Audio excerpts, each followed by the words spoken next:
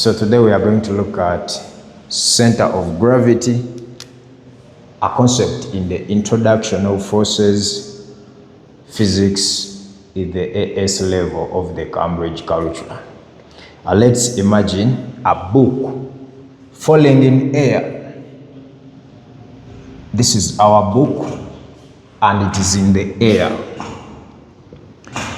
Does gravity act at every point of this book? Or does gravity pull one side of the book more than the other? If gravity is acting at every point of the book, this book is made up of particles, and each particle is matter. It is having some mass. It's having some mass. So if it is having some mass, it implies that if this particle is in the gravitation field, it has to be acted upon by gravity. Now, if every particle of this book, every point of this book is being acted upon by gravity, why doesn't every part fall separately? Why doesn't every point of the book? In physics, we assume a general point on a body where the resultant force of gravity is acting, and we call this point the center of gravity. So for this book, we are going to assume a point on the book, and we are going to assume that this point, the resultant effect of gravitation force on every point of the book is concentrated at this point. So we call this point the center of gravity. So every part doesn't fall alone, even though every part is being acted upon by gravity. Every point on the book is being acted upon by gravity. It doesn't fall alone simply because in physics, for calculations and making life easy, we assume a general point on the book where the force of gravity is acting to represent the individual forces of gravity on every point of the book. Considering millions of tiny gravity forces on each point of the book, we assume the entire weight of the book acts at a single point. And what should we call this point?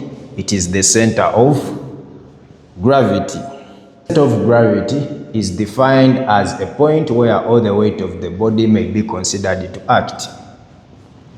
Center of gravity is a point on a body where its weight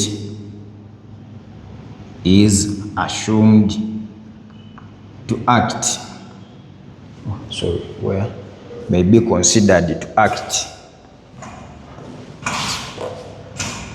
May be considered to act. Center of gravity is a point on a body where its weight may be considered to act.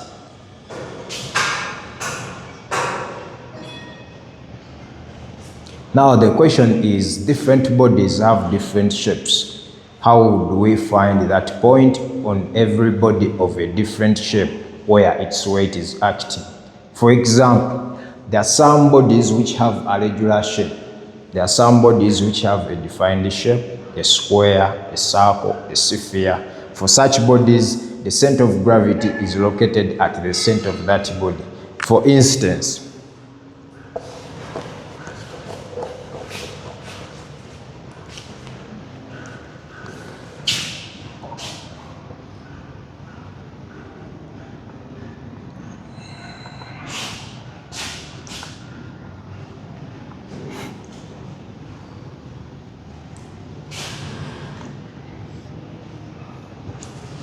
assuming we have bodies of the shapes below, we have a square, we have a circle, and then we have a triangle. The center of gravity is going to be located at the midpoint of these bodies. Let's try to find out the center of gravity of these bodies here.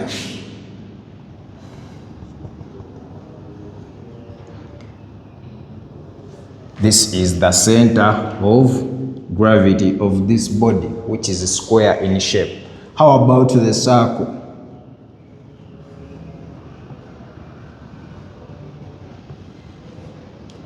This is the center of gravity of the circle.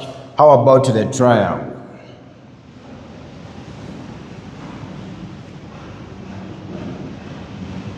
This is the center of gravity of the triangle. So for bodies which have a regular shape, the center of gravity tends to be located at the midpoint of such bodies. So you can think of other bodies at home, everywhere where you are, and try finding out their center of gravity.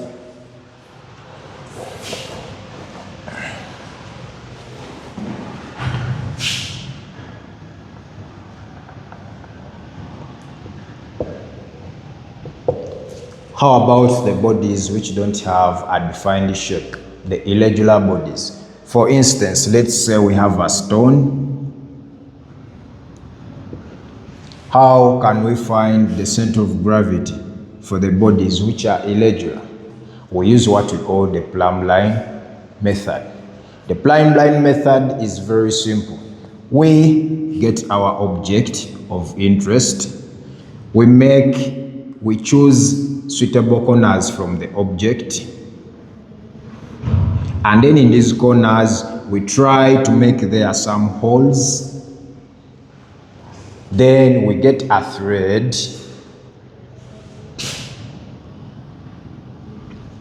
and then a plumb line.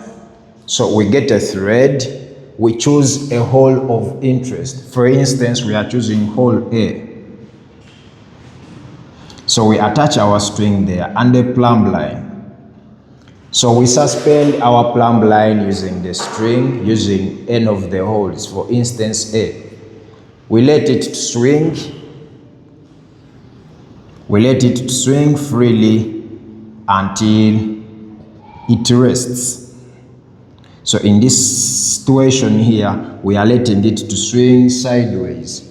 So if it is swinging sideways, time is going to reach when it's going to come to rest.